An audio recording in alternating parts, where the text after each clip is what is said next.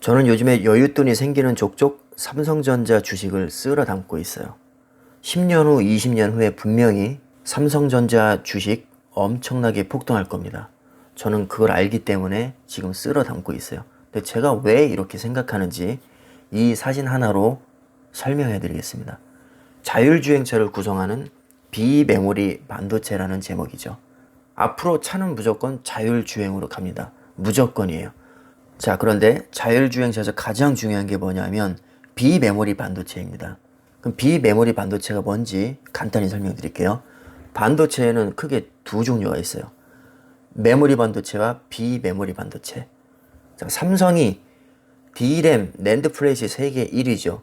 자, D램과 낸드 플래시는 전부 다 메모리 반도체입니다. 근데 메모리 반도체보다 비메모리 반도체가 왜 중요하냐? 시장 점유율 때문에 그래요. 자, 세계 시장에서 차지하는 비중이 메모리 반도체는 약 30%, 비메모리 반도체는 70%입니다.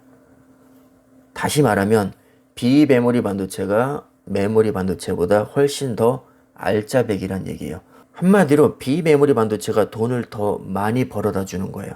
자, 그래서 삼성전자가 2030년까지 비메모리 반도체에 얼마를 투자하느냐? 133조를 투자합니다. 삼성이 돈 냄새를 귀신같이 맡은 거예요. 앞으로 비메모리 반도체 시장이 엄청 커질 것이다. 이거를 잘 알고 있어요. 그래서 133조라는 천문학적인 돈을 쏟아 부을 거예요. 앞으로 10년 동안 계속해서. 아까 메모리 반도체의 시장 점유율이 30%라고 했죠. 자, 그럼 메모리 반도체가 뭐냐? 한마디로 데이터를 단순 저장만 하는 메모리입니다. 그럼 메모리 반도체는 크게 또 두 종류가 있어요. D램과 낸드 플래시. 자, D램은 뭐냐? 전원이 들어와 있는 동안만 기억하는 메모리. 낸드 플래시는 전원이 차단돼도 기억하는 메모리. 이렇게 생각할 수 있어요. D램은 전원이 차단되면 데이터가 싹 다 날아가 버립니다. 이게 어디에 쓰이냐면 우리 데스크탑 컴퓨터, 노트북, 스마트폰에 들어갑니다. 굉장히 속도가 빨라요. 자, 그리고 낸드 플래시는 D램에 비해서 속도는 느리지만 전원이 차단돼도 내용을 기억합니다. 예를 들면 USB 메모리, 그리고 블랙박스에 들어가는 마이크로 SD 카드. 자, 그 다음에 우리 컴퓨터에 들어가는 SSD, 노트북에도 SSD가 들어가죠. 그리고 스마트폰에 들어가는 메모리도 낸드 플래시입니다. 결국에는 거기에 사진도 저장하고 동영상도 저장을 하죠. 자, 그런 거를 크게 낸드 플래시로 볼 수 있어요. 지금 말씀드린 D램과 낸드 플래시는 모두 다 메모리 반도체에 해당이 되고 바로 그 부분에서 삼성전자가 세계 1위를 차지하고 있습니다. 수십 년 동안 세계 1위예요. 메모리 반도체에서 세계 2위는 SK 하이닉스, 3위는 미국의 마이크론입니다. 주식하시는 분들은 아시겠지만 우리나라 코스피에서 시총 1위가 삼성전자고요. 2위가 SK 하이닉스입니다. 두 기업 다 우리나라에서 최고 가는 기업이에요. 주력 상품이 뭐냐? D램입니다. 삼성전자와 SK 하이닉스는 다 D램으로 돈을 싹쓸이 하고 있는 거예요, 지금.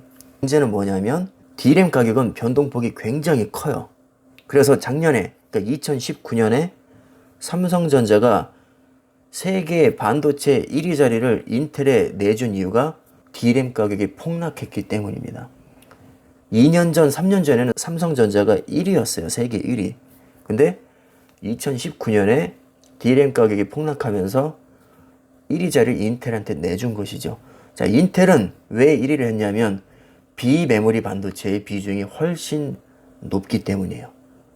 비메모리 반도체는 시장 점유율이 70%를 차지할 뿐만 아니라 변동폭이 적습니다. D램보다는 훨씬 안정적이에요. 자, 그래서 삼성이 비메모리 반도체에 133조를 투자하는 겁니다. 괜히 투자하는 게 아닙니다, 여러분. 앞으로 미래 먹거리는 메모리 반도체보다는 비메모리 반도체로 무조건 갑니다. 그럼 비메모리 반도체는 도대체 뭐냐?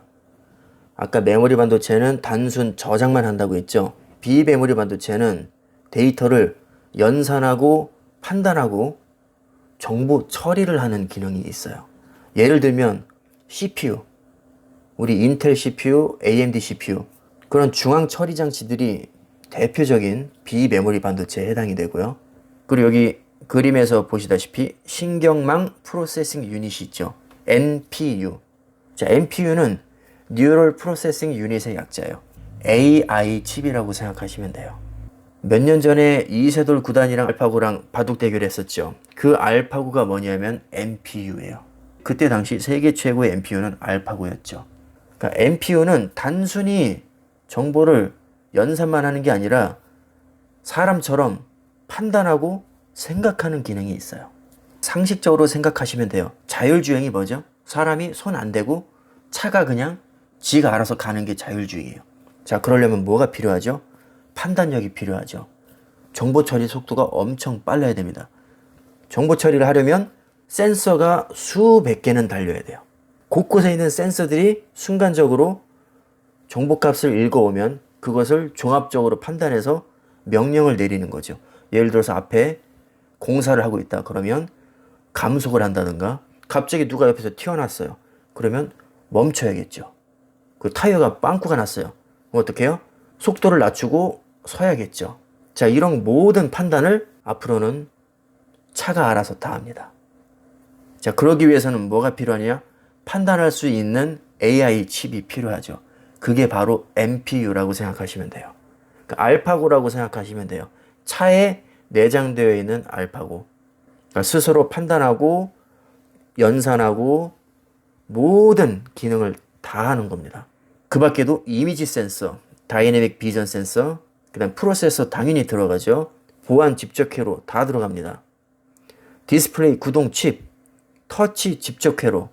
자, 이미지 센서가 있어야 당연히 앞뒤, 옆을 보고 판단을 하겠죠. 차선도 보고, 또 앞차와의 거리도 보고, 뒷차와의 거리도 보고, 모든 것을 종합적으로 판단합니다. 사람이 갑자기 튀어나오면 차를 세워야겠죠. 그러니까 이미지 센서는 눈에 해당되는 것이고, 신경망 프로세싱 유닛은 바로 두뇌에 해당하는 것인데, 사람처럼 판단이 가능한 두뇌라고 생각하시면 돼요. 2017년에 삼성전자가 하만 카돈을 9조 4천억에 인수를 합니다. 하만 카돈은 어떤 업체냐면 세계 1위 자동차 전장 업체입니다. 전장은 전자장비의 줄임말이죠.